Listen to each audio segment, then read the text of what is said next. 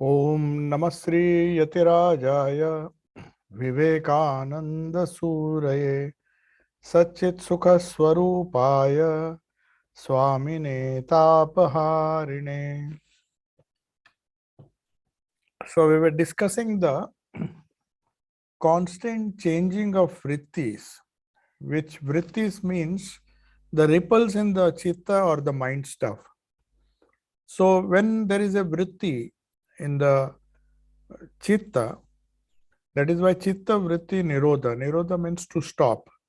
So the moment we stop the vrittis which occur in the mind, we attain to the highest state of yoga. That is what how yoga is defined. That when we have to understand that the whole mind, as it were, changes into a vritti.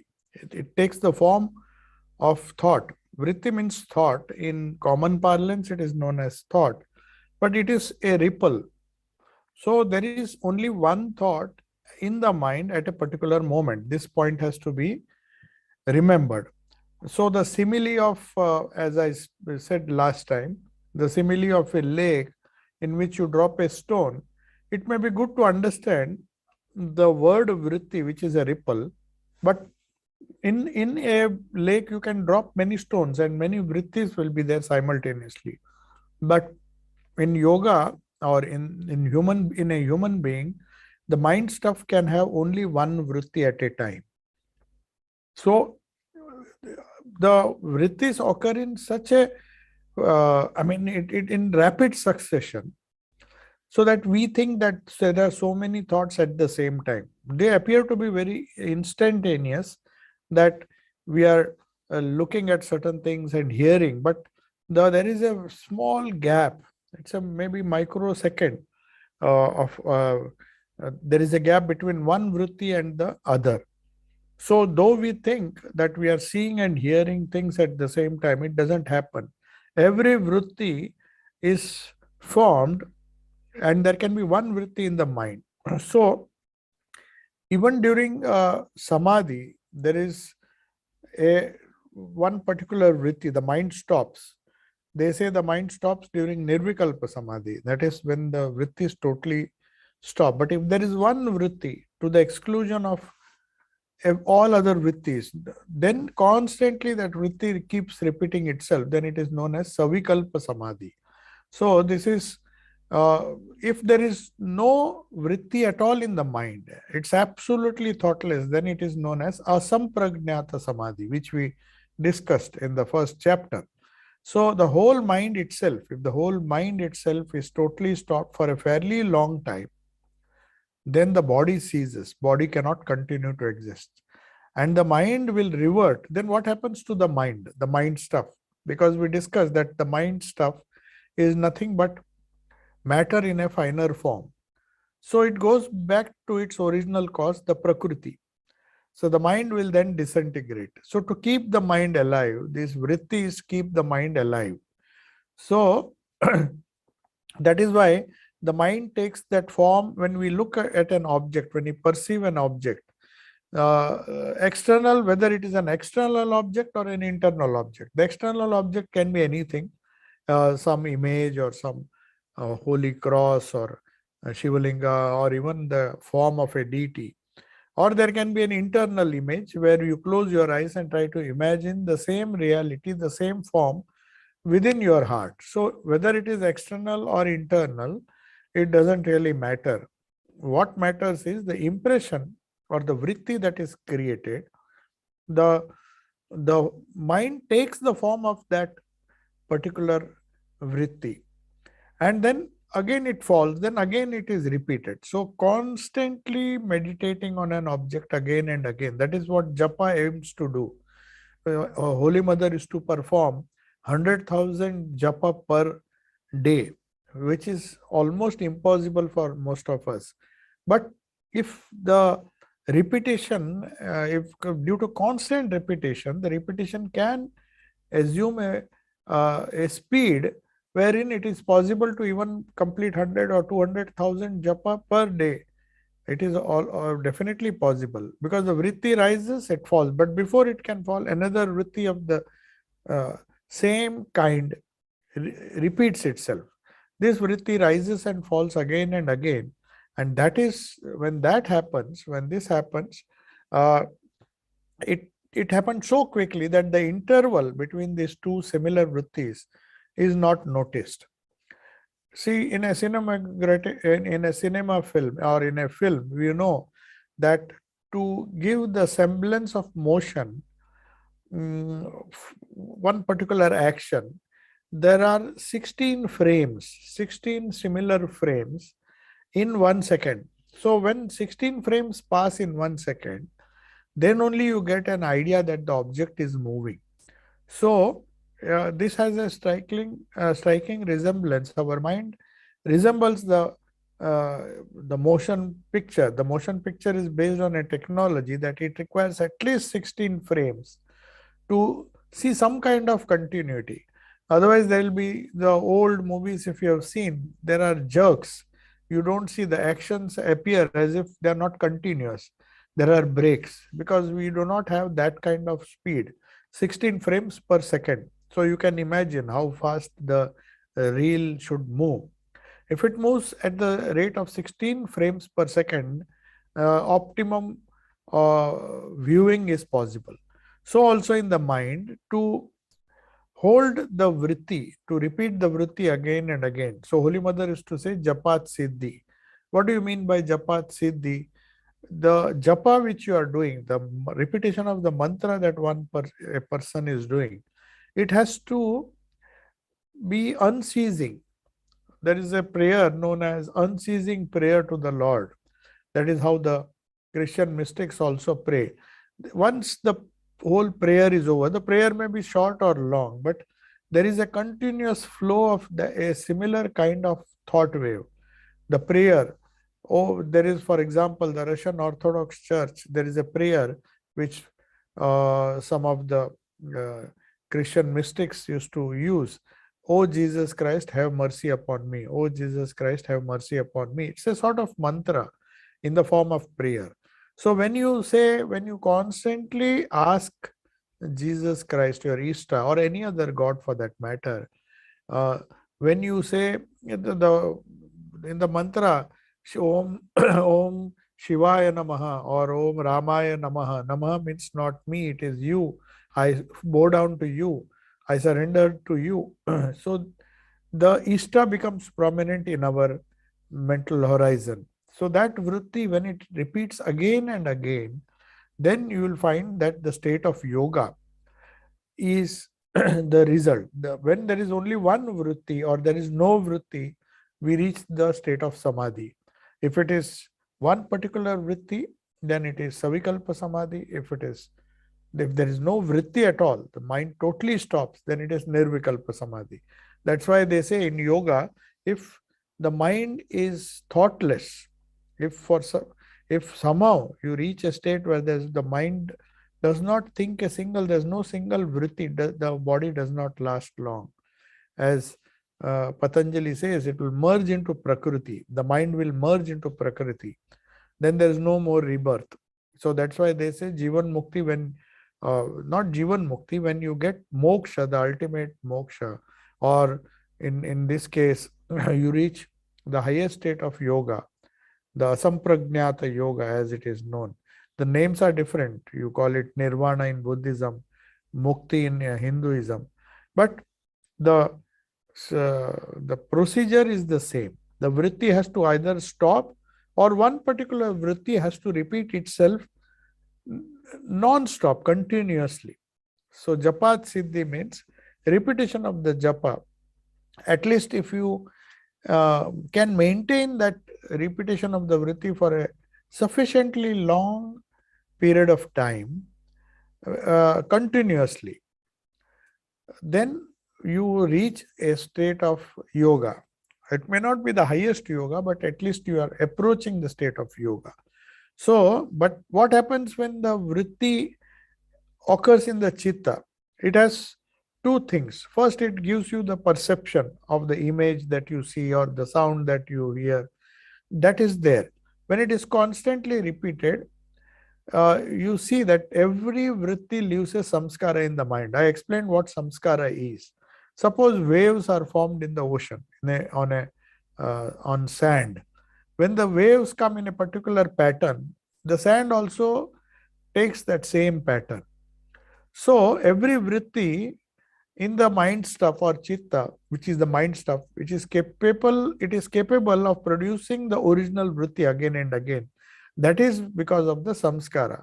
So the more you repeat, the more japa, or the more the holy name of the Lord when you repeat. That is the psychology behind that.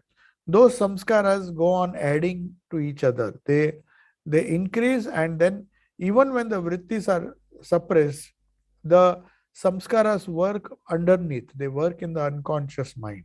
So that's why they say when you go to sleep, if you go with good thoughts, though apparently you are not consciously repeating, but the samskaras, they go on changing, they go on repeating itself. That's why the first thing that happens when you become an adept in meditation or adept in repeating japa is the quality of your dreams. What you do during the waking time, it takes a lot of time. It's not the that once we succeed in consciously repeating the japa, that doesn't mean that you will have no dreams. The dreams will continue because the old samskaras are still there. So the samskaras, they go on changing even if you are not conscious. In a dream state also, they keep on rising. Some mental waves are there. They are dream waves. They may not be waves which you consciously see when you are waking. They may be dream waves, but they are waves all the same. So we think that once we repeat certain thoughts, let's say thoughts of anger, thoughts of irritation, thoughts of jealousy, these also cause samskaras. It's not just the name of the Lord that causes samskaras. Every thought that we think creates a samskara. So that's why Buddha says, as you think, so you become. So our whole personality changes according to our thoughts, the vritti. So we have to be careful. Uh, we have to understand this fact that we have to handle these vrittis or the mental waves very carefully. The control of these mental waves is the whole scope of this yoga, especially Raj Yoga. It happens in Bhakti Yoga and Karma Yoga and Jnana Yoga also. But in Raj Yoga, you specialize in the mental vrittis. That's why vrittis and kleshas uh, and all these wonderful ideas are so important. That's why we are spending so much time trying to understand what it is. So, all mental processes, such as rise and fall of vrittis, are natural processes which are going on. And what we can do best is to somehow modify them. We can't stop them. It is so difficult to stop thought. They will keep on bubbling. But we can modify them.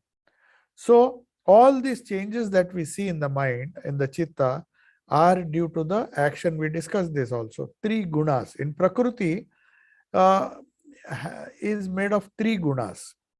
It is owing to the action of rajas. There is this rajas, sattva, and tama.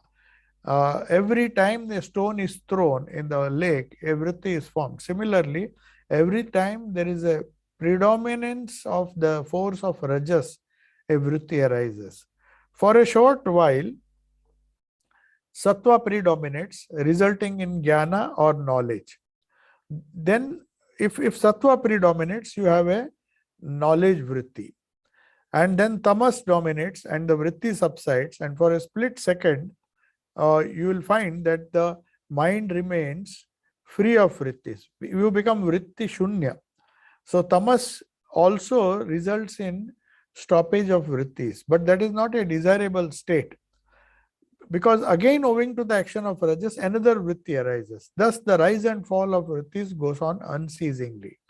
So you have to remember this: when there is rajas, the vritti rises, and when you reach the state of sattva, then that vritti gives rise to knowledge. Otherwise, there is just action. Rajas does not give rise to proper knowledge. It is only when the vritti becomes sattvic, when the sattva predominates. As I told you, there are three basic gunas, which the proportion of which decides our personality. It decides our thinking process. So you call a man sattvic if he has more sattvic vrittis, peaceful vrittis. There is so much of restfulness in that person. If he is restless, that means he is more rajasic.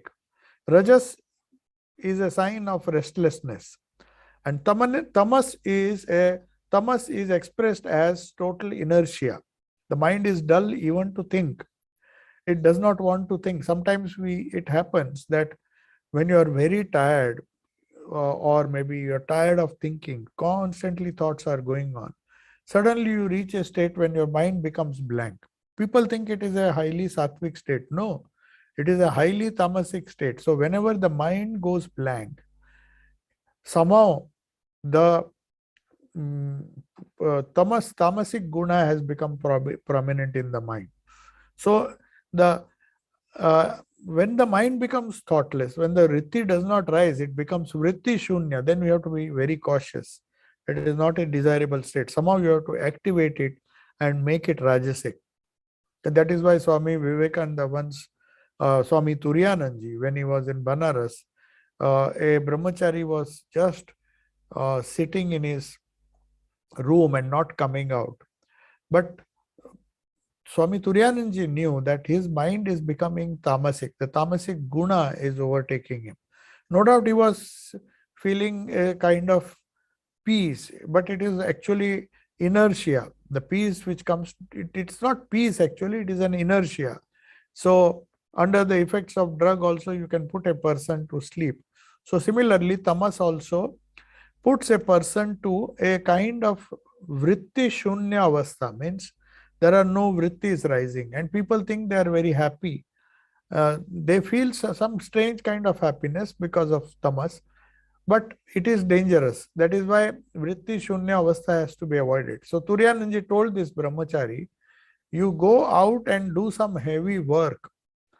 That means allow the rajas to predominate in your mind, and you come out of tamas, you come out of lethargy, you come out of that inertia.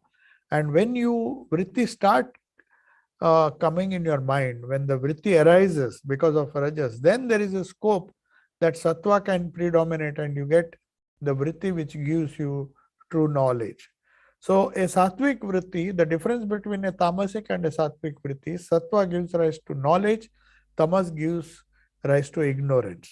So the rise and fall of vrittis, as you see, depending on the predominance of rajas, tamas, sattva and all those things, they keep on changing and it goes on unceasingly. The restlessness that we experience, if we are not able to control rajas, the rajasic vritti with a sattvic vritti now and then the mind becomes restless. If it can be sattvic vritti throughout, then there will be total peace. Like a sthita prajna, he is full of knowledge, but he has a predominance of sattvic vrittis. So that is the goal of all yoga. That is the goal of all mantra japa. When we repeat the mantra, we reproduce the sattvic vrittis again and again and again and again, so that we reach a state where even if the mind comes down a level below, then it will go to rajas, it will not go to tamas. So that's why they say when you are meditating, one has to avoid.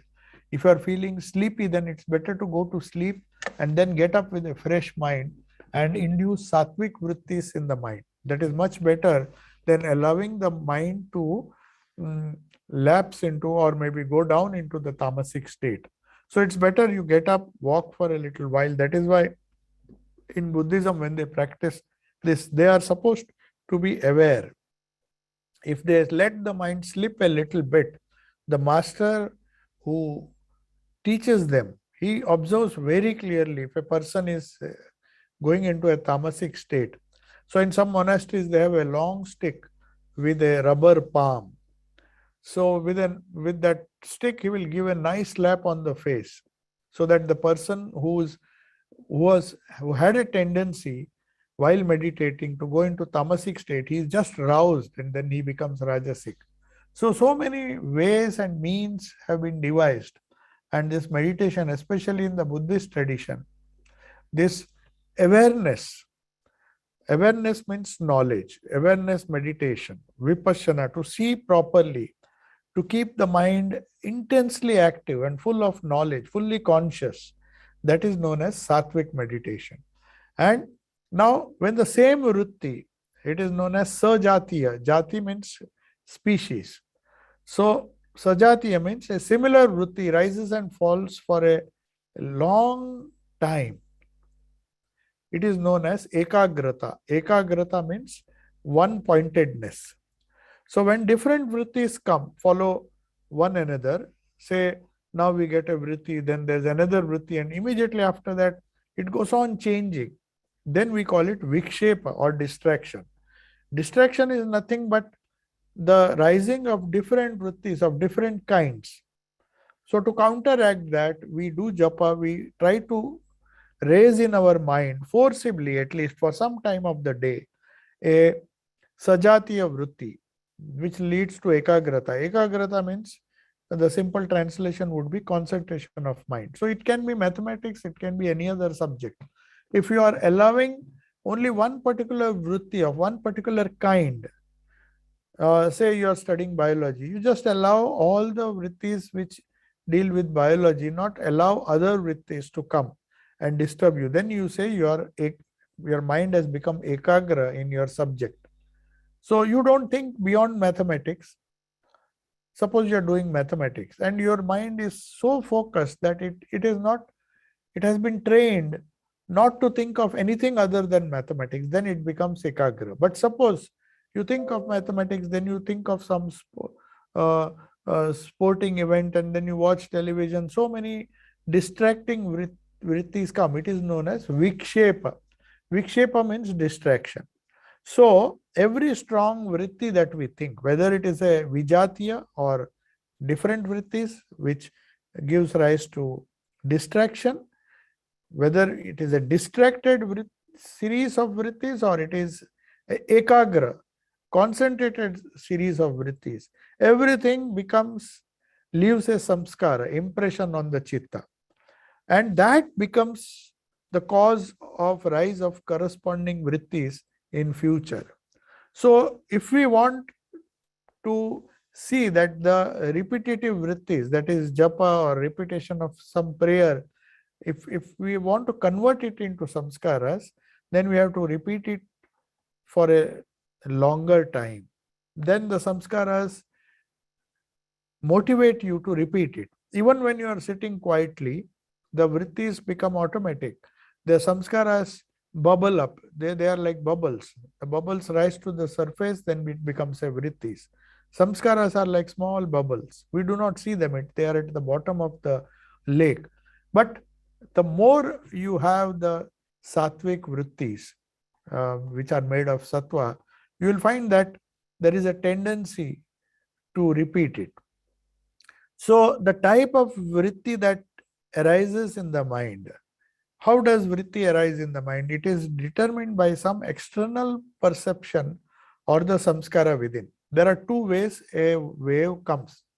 Suppose you see some things, and then the external perception can induce a vritti, a thought wave. That is one way vritti arises in the mind. There's another way. You suppose close your eyes, but the samskaras, say for example, a person likes to smoke cigarettes. So he doesn't see a cigarette, nor does he is in the proximity of any cigarette. But still, when he closes, he becomes restless because the strong samskara which has been formed inside the mind, that induces him or that forces him to look out for some cigarette somewhere. Because the cigarette samskara, the smoking which has been done over and over again for a very long period of time, that has created a deep samskara. So even if the cigarette, the environment, external perception is absent, you don't see any cigarette in front of you, still the samskaras are so powerful that it will force you to see, to look out where you can get this cigarette to smoke. So Once strong samskaras are formed, strong samskaras are due to kleshas, which we discussed. Either you like something, then you go on doing it. You hate something, then also a samskara is formed. You keep on avoiding it. So the moment you go to a place which you do not like, you have a dvesha for that, that samskara becomes very deep. And then you hate, you detest, you somehow feel so uncomfortable, you just want to leave that place. Because your hatred, the dvesha samskara also is very important.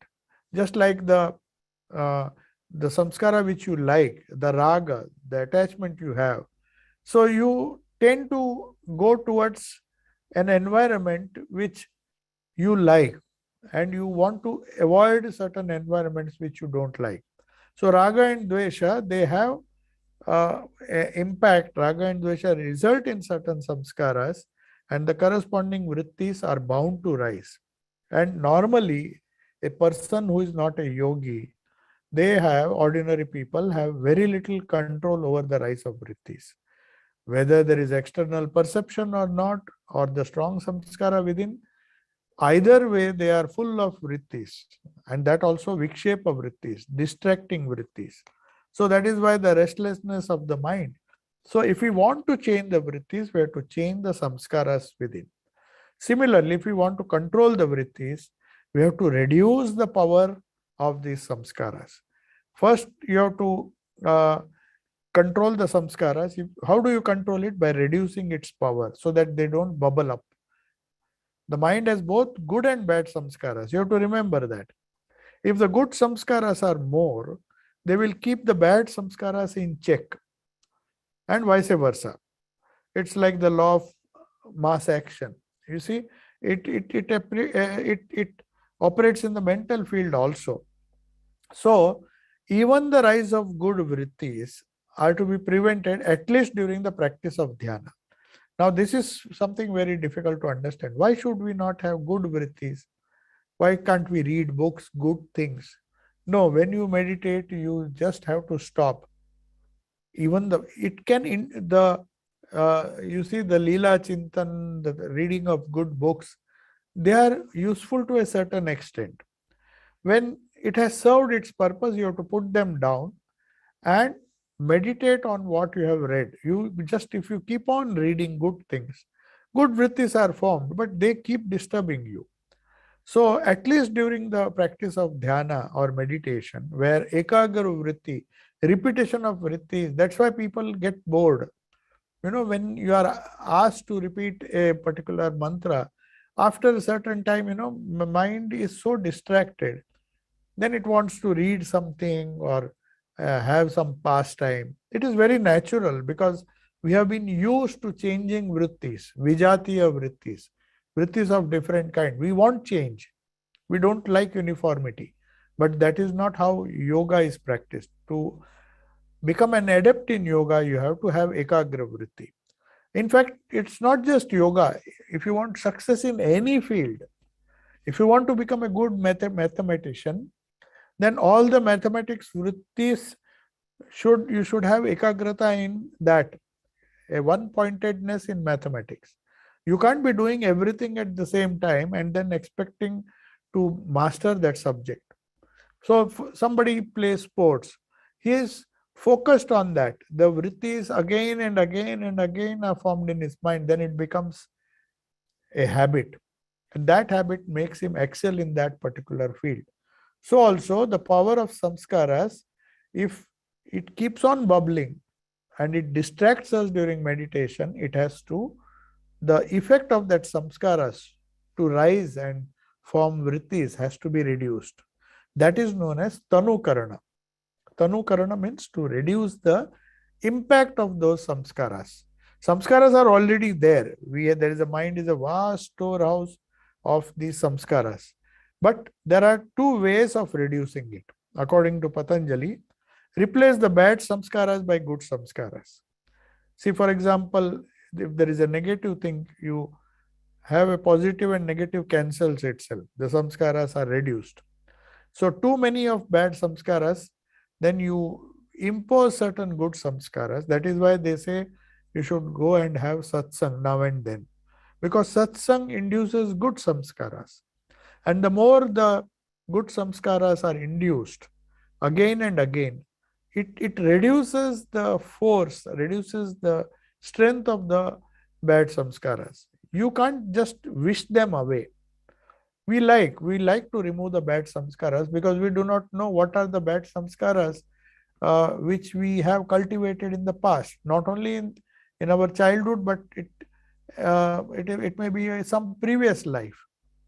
So the only way is that there are two ways of reducing the impact of samskaras. One is replace the bad samskaras by good samskaras that can nullify or cancel, at least reduce the impact. That it does not allow the bad samskaras to come to the surface. Second is reducing the power of the bad samskaras and also the good samskaras, which is called purification of mind. When you say mind has to be purified, what does it mean? The purity of mind is such a misunderstood subject. When you say make your mind pure, what do you understand? Many people do not understand what is purity of mind. It is so difficult to define that. But according to yoga, the purity of mind means not allowing the samskaras to become vrittis. That is purity. If you have control over your samskaras and prevent it from forming vrittis, that means your mind is more purified. If you have no control, then your mind is impure. That's the only definition of purity and impurity, not following certain moral principles or following this, following that. That is not the idea. According to yoga or according to Vedanta, purity of mind means not allowing the samskaras to become vrittis, to become uncontrollable thoughts. If the thoughts are uncontrollable, that means your mind is impure. If you can control your thoughts and you can order your mind to think certain particular thoughts, then that means your mind is pure. That's the whole difference between a pure and an impure mind. The more impure it is, the more restless it is. The more your mind is out of control. The more it is under your control, and the more you meditate, the more you repeat good vrittis, or at least don't allow the bad vrittis to rise to the surface. You can subdue them with the help of buddhi. That is what the role of buddhi is, to control that. The buddhi in a simile or in a beautiful example is given in the Kathopanishad. If there is a chariot, the horses are like the senses. The mind is like the reins of the horses. But the reins have to be controlled by somebody. Who is the one who controls it? Is the charioteer who controls the, unless he controls the horses, the chariot will not be moving smoothly. So buddhi is just like that charioteer who decides how the horses should move. He has to be in control of his own mind. So the mind is a vast storehouse of so many vrittis. They are classified into certain vrittis. When you have ekagra vrittis, for example, you meditate on mathematics, you become a mathematician. You meditate on certain things, physics, you become a good physics scientist, a scientist who deals with physics. So also the other subjects. So many people in the field of yoga, there are so many sciences. They are also known as vibhutis. Vibhuti means over a period of time, you concentrate on a particular subject, then you get those powers. It is as simple as saying, if you focus on the mathematical vrittis, you become a mathematical genius. So also you focus on different forces of nature, then you get phenomenal control over the objects of nature. People call them miracles, but they are not miracles, they are just vibhutis. That is how all these great prophets, because of their intense concentration, now and then they used it on the gross objects, but mostly that ekagrata has to be focused on the Ishta within, the God that is within.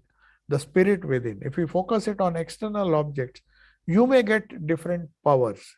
So, but if you do that, the psychic energy is wasted. That is why, in most people, when they take up yoga, they develop these psychic energies. It is extremely dangerous to play with the psychic. Even if you think you are doing something good, these psychic energies, if you use it, it is wasted. When Swami Vivekananda was meditating, one day he felt a strange power coming to him.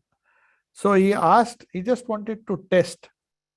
So he asked Swami Abhedananji, who was sitting nearby, and he touched his lap while he was meditating. He felt a strange burst of power coming, a psychic energy developing within himself. And then, of course, he felt an electric shock like thing. The prana was infused in Abhedananda. And then Sri Ramakrishna saw from a distance what Swamiji is doing. He said, why are you wasting your energy? First accumulate.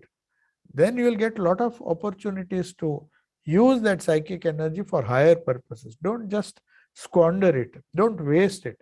So these vibhutis, certain concentration techniques definitely give you powers over nature.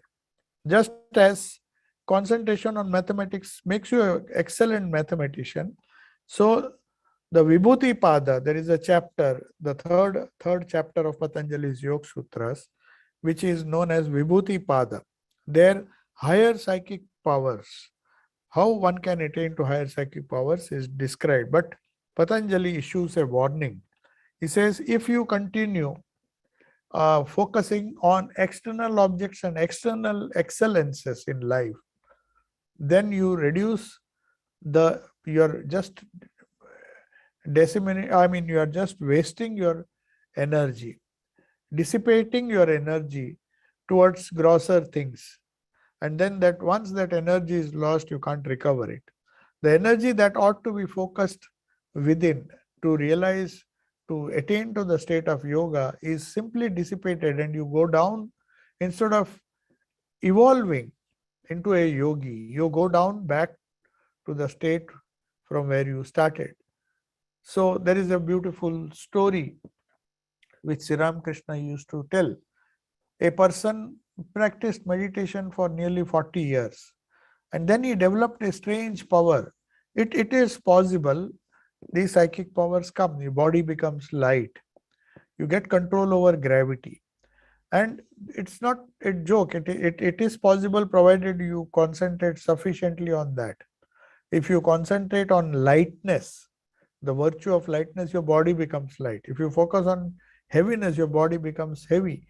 So these are the impact of the mind on the body has not been studied. These psychic powers, they are the subject of this study. So one person made his body so light that he could just walk on water. But it took him 40 years. So much of attention, so much of concentration he had on only one idea, how to make the body light. So when he developed that power, he started demonstrating it and started crossing the river without a boat. And everybody watched that with wonderment, with so much of wonder. How can this person walk on water? Then Sri Ramakrishna says, a boatman came who was more pragmatic and who was a man of knowledge. So he said, no, it was not a boatman, but it was a sannyasi, or it was a monk who was meditating and trying to reach higher states of yoga. When he saw that and saw the people all exclaiming, oh, what a great feat he has done. He is crossing the river without even, walking on water. Then that yogi, that true yogi, was not dissipating his energy like this person who had acquired that power after spending 40 years in intense sadhana. He said, why did you waste 40 years to do this? I can just cross the river by paying 10 paisa. That was the fare that the boatman used to take. I just earn 10 paisa, which takes me less than half an hour. Give it to the boatman. I can cross the water. You have used all your power just to cross the water, which you could have done. So it is worth 10p, 10 paisa. That was the currency in those days. the coin, 10 paisa coin, which is a very trivial amount. He said, just for crossing the river, which is not even worth 10 paisa, if you give it to the boatman, he will cross, uh, take you across. So what is the fun in wasting 40 years of your precious life in doing that? That shows that these vibhutis, though they are true, Patanjali discusses them in the 3rd chapter, because he is a scientist. He does not decide what you want, what you should. You can't decide. If a person wants money, you can't say you should not have money. Some people want something else. Some people want art. Some people want to become artists. They perhaps do. You can't force anybody to go after something. Similarly, Patanjali says, I warn you. I warn you that these vibhutis will dissipate your energy and you will not reach the goal. But these are truths. So they have to be told. They are lesser truths. They are lesser truths, and a scientist will place before the people everything that is true. The lower truth, the higher truths, all should be placed, and then a person who really wants to be a yogi will, the real yogi, he will go after the higher truths. He will not go after lower truths. So renunciation means giving up lower truths for higher truths. It's not that uh, because we cannot acquire the lower truths we go. No, we know we can acquire those lower truths. Swami Vivekananda knew that he was developing a certain kind of power by which he can transfer it easily to somebody whom he touched. But then Sri Ramakrishna scolded him. He said, first you accumulate power. Then if necessary, you can use a little bit of it. But without accumulating, if you spend, then nothing will be left for you. So, Vibhuti Pada is discussed, the 3rd chapter. We will come to that later, but it is not an important part of real yoga. So, as we mentioned before, now we'll come back to the vritti. The fall of one vritti, the rise of one vritti and the fall, and the rise of another vritti, there is a small gap. Now, this gap is in microseconds. By prolonging this gap, the mind can be made free of vrittis for longer and longer periods of time. This is a great psychological truth. In a restless mind, vrittis come back, vrittis, good vrittis, bad vrittis, mixed vrittis, they come so fast that a person becomes tired. A restless mind is always a depressed mind, a tired mind, because he has no control over his thoughts. His thinking has to be stopped. Unless you have a control over your thoughts, life can be really miserable. It can be absolutely miserable if the gap between two vrittis are not stopped. That is why Swami Vivekananda used to say, when we sing music, he preferred the Drupad style of music, which is the original form of music, where you have to hold on to one note for a very long time. That helps in concentration. Whereas as the music became more and more impure, the Drupad music gave rise to Khayal, then Thumri, and then there are different forms of Indian classical music. And then we have all the Western, the pop and all those things. And even in the Indian equivalent is also there. The Swamiji believed that the more the notes succeed each other in a speed, the corresponding thought waves also keep changing fast. So the gap between the fall of one vritti and the rise of another vritti, there should be a gap. This is facilitated by singing Drupad. That is what Swamiji was a great musician. He used to say that one note, you have to exhaust all the possibilities of that note, prolong it as much as possible. It looks rather boring because our minds are restless. It wants fast music. It wants rapid music in rapid succession, because that conforms to our mind, which is restless. A restless mind will definitely prefer a restless music. So you can judge a person by the type of music he loves. If he loves fast music where notes rise and fall in rapid succession, that means his mind is also restless and unstable. Naturally, they like to tune their minds to the type of music they listen. So if a person is full of sattva, there is a gap between one vritti and the other. That gap has to be increased. That person will like to listen to music which is slow, and the laya or the tala also. You will find that the music where each note is clearly repeated or maybe sung in a monotonous way, and then you go to another note, it may appear to be a little dull or boring for a restless mind, but for a concentrated mind, he enjoys that kind of Drupad music. So, by prolonging the gap between two vrittis, the mind can be made free of vrittis for longer and longer periods of time. Such a state, which is consciously attained through long practice, is known as asampragnata yoga. The process of lengthening the gap between two vrittis is known as nirodha. Yoga chitta vritti nirodha. It is not a process of suppression of vrittis. For such a suppression will itself create another vritti. If you try to suppress anything, you will find it creates so many complexes in the mind. If you hate certain things and you say, no, I will not think of it, I will not allow the vritti to form, it doesn't vanish, it goes and becomes a samskara. So that suppression is dangerous. Whereas nirodha is attained through some kind of vairagya, higher renunciation, where the willpower is detached. Will is detached. You just, that is known as sharanagati. When you in bhakti yoga, when you detach the will, when you surrender the will to the will of the Lord, immediately you will find there is so much of peace. It's like a child when it is asked to fend for itself.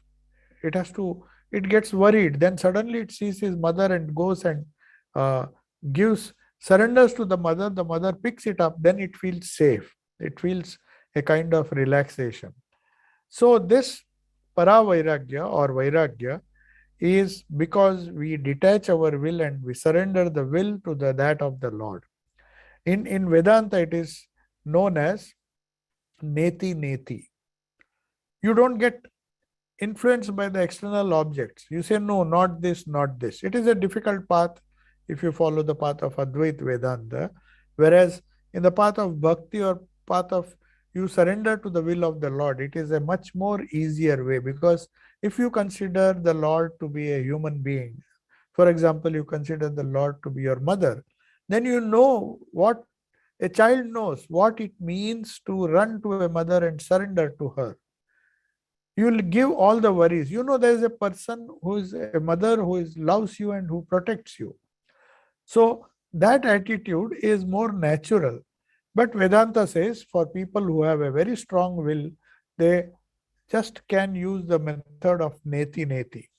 So in the first chapter, the sadhana pada, the first chapter we saw, chitta vritti nirodha is mentioned. So this is another technical word which we have to remember.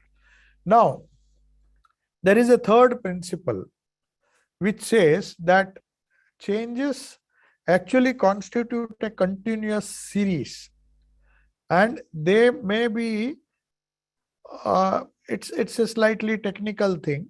Depending on the preponderance of the type of guna, these changes are known as pravrutti, and of course there's this pravrutti and nivrutti, which says pravrutti means going outward and nivrutti means going inward.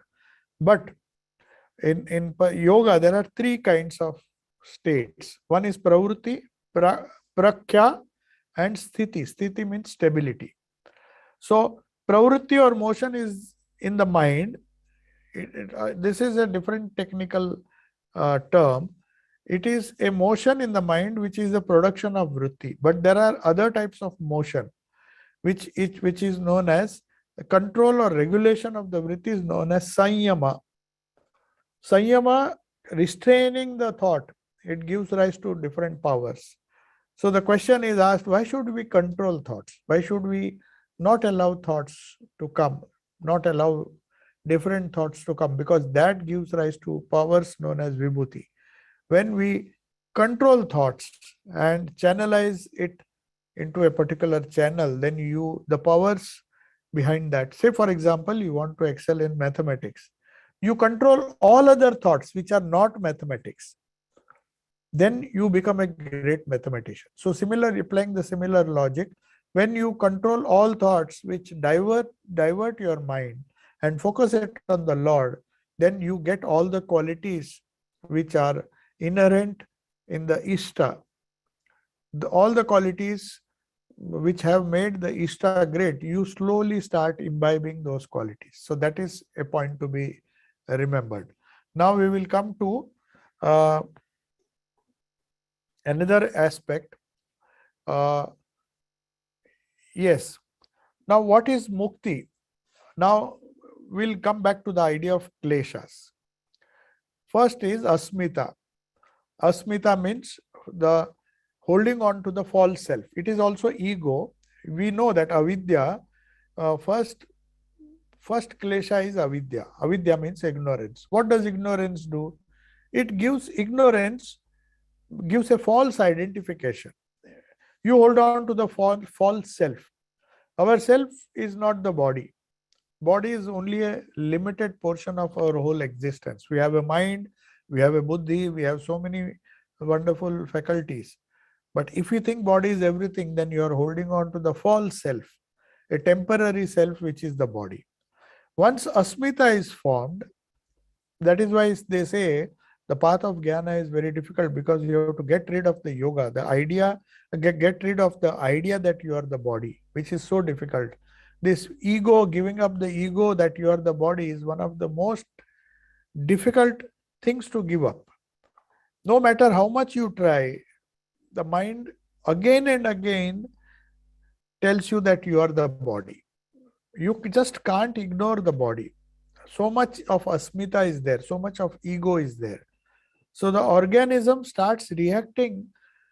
The organism, once that ego is there, what happens? First, avidya, that is ignorance, gives rise to ego. Now asmita acts in three ways. It reacts to the environment where it is placed. Now once you say that I am this body, I am this mind, that ego has become very strong. Now the more the ego, the more the reaction in the mind. What are the three reactions? We'll just recapitulate. We have discussed this. They are the kleshas: raga, attachment towards certain things that you like, or dvesha, or hatred towards things you don't like. And there is a third reaction, which is running away from, fear of death. So fear is also one reaction.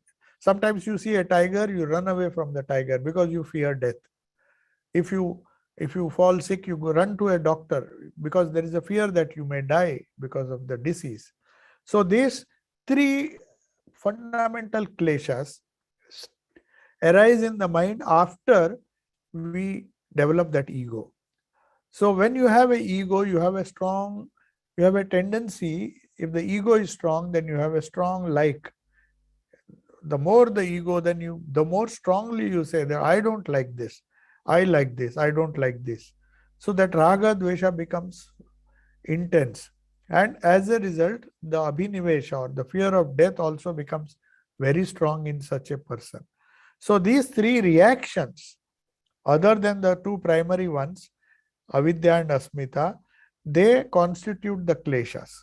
According to Patanjali, any work that you do, karma, which you do with these kleshas, if you don't do the karma with kleshas, it is known as detached work, non-attached work. That is the goal of yoga. But if you do any work with strong likes and dislikes, it produces a residue in the mind. It's not samskara, it is a residue, which is, of course, it is a collection of samskara, but it is known as, where are these samskaras, where are they stored?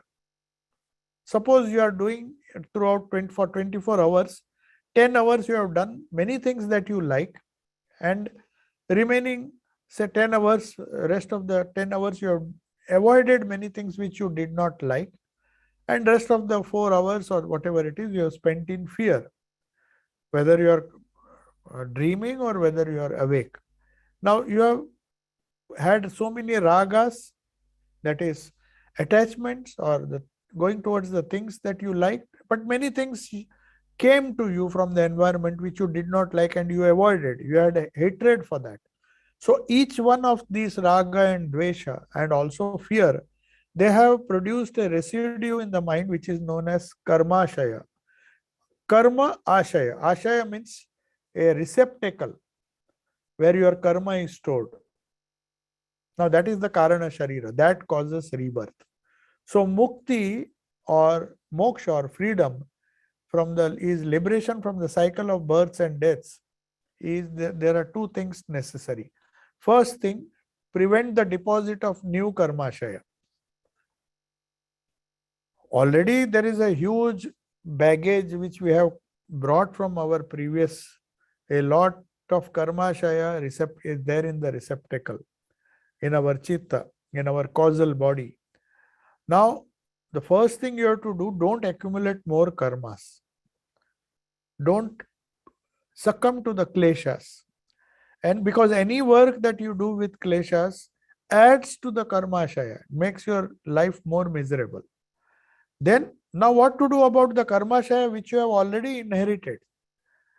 You may say, now I am learning yoga, I have started a new life, but I need to destroy the karmashaya to make, the old karmashayas which I have, which even if I don't want, they are already lying.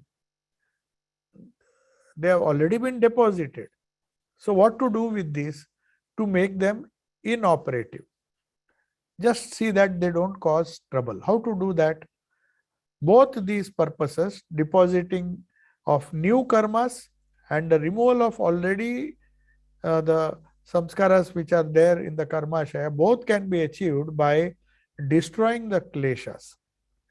So, karmashaya, they are not unmanifest, they are lying hidden. You can't directly deal with that. They are there, whether you want it or not, these things, the samskaras are there in the karmashaya. Karmashaya means the receptacle. Now you can't wish it away. It cannot be directly dealt with. That is why Patanjali says, since you can't deal with the old karmas, you deal with the kleshas. The 5 kleshas, if you understand, and you can do that with the help of prajna. Prajna means the buddhi, the light of intuition, the light of the higher mind. Now that higher mind is activated. In the Vedas, there is a beautiful technique which helps us activate by the Gayatri mantra. The whole idea behind the Gayatri mantra is Bhargo Devasya Dhimahi. Dhi means my buddhi. Let the light of my buddhi shine. So that buddhi is also known as prajna. So that prajna can destroy, just as a light which is focused, a dark, a bright light can remove all the ignorance, remove all the darkness and make everything shine. So also these kleshas can be destroyed by the light of knowledge. That is the main part or main feature of the sadhana pada which we are discussing. That is why we are again and again coming back to this idea of kleshas. The kleshas is a unique feature. The study of kleshas or theory of is a unique feature of Patanjali's teaching. That is why we took so much time to understand what it is. Now we will summarize all these processes and very quickly, all our psychophysical processes. Psycho means that which we deals with the mind. Physical means that which is impacting us. The body gets impacted by our thoughts. So they fall under 2 major categories. One is experience and second is our response to it. Every second we are either experiencing certain things and then maybe it takes time, but then you respond. You see certain things, you experience it, and then your samskaras respond to those experiences. So at the gross physical level, they form those who know medical science, they know the sensory and the motor nerve currents. So a mosquito comes and sits on your arm, and immediately the hand goes and you try to kill it because it gives you a sensation on the skin. So your sensory and motor nerve currents, they the nervous system is built in such a way that when you touch a hot thing, immediately the you don't have to convince the mind to remove the finger. It's instinctive. The nervous system does it. The automatically you remove your finger because the stimulus and the impulse, they take the form of knowledge, and you experience heat and then you withdraw your hand. So that is your response. So that is how the mental processes, it is known as experiences, are known technically in Patanjali's yoga as anubhava. Anubhava means to experience. Now, anubhava can be of various kinds. Normally, our knowledge is made of nama and rupa. You utter a name, then a form comes to your mind. So, then nama rupa, but there is another experience which is known as bhoga.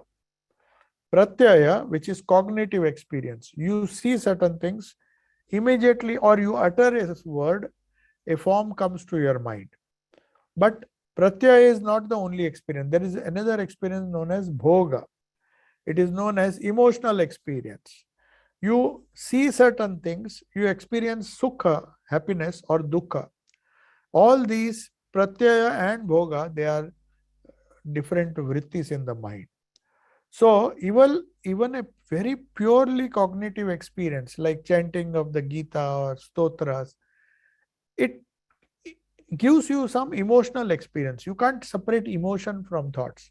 Suppose you chant a beautiful verses in a beautiful tune, a strange kind of joy comes, which is known as bhavana, emotional experience. So cognitive experience is often mixed with this emotive experience, which is known as bhavana, or that gives rise to bhoga. You say when you enjoy certain thing, you are enjoying that, it is known as bhoga. So bhoga can be sukha, bhoga can be dukkha also. Bhoga is a word which is used in most of the Indian languages, vernacular languages, to denote emotive experience, emotional experience, either sukha or dukkha. So if you say you are experiencing, you are having a bhoga of dukkha. So a hot thing you have touched and you are now feeling the pain. So it's an emotional experience. You are just hating that experience. Or you touch something nice, eat something sweet. There is an experience of sukha. So both sukha and dukkha give rise to certain emotions of joy or sorrow, and they are known as bhoga vasana, bhoga vrittis. And the other pratyaya is just the form. If you are neutral, if you just see certain things and there's no emotion, corresponding emotion, suppose you see a thing and you don't have any previous idea of that, then you neither have sukha nor dukkha. You just look at it. Suppose you see a painting and you are not really in touch with nature.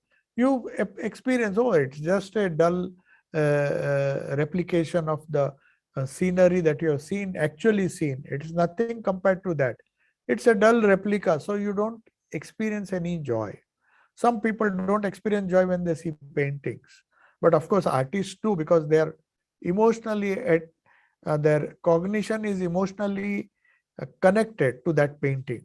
So when they see the painting, they immediately derive joy from that. But only artists who understand art, they will experience joy. Otherwise, you will have a neutral feeling. Suppose you say, oh, after all, it is a painting, it's just paper, or maybe it is a canvas. Oh, I have seen the actual river. It was so beautiful. It was three-dimensional. It was flowing. But what is this? This is just a painting. So some people are very unemotional. Some people have this experience of sukha and dukkha very prominent. So pratyaya and bhoga. So we will now see if there are some questions. I already exceeded the time, and we will discuss about this vrittis later. Yeah.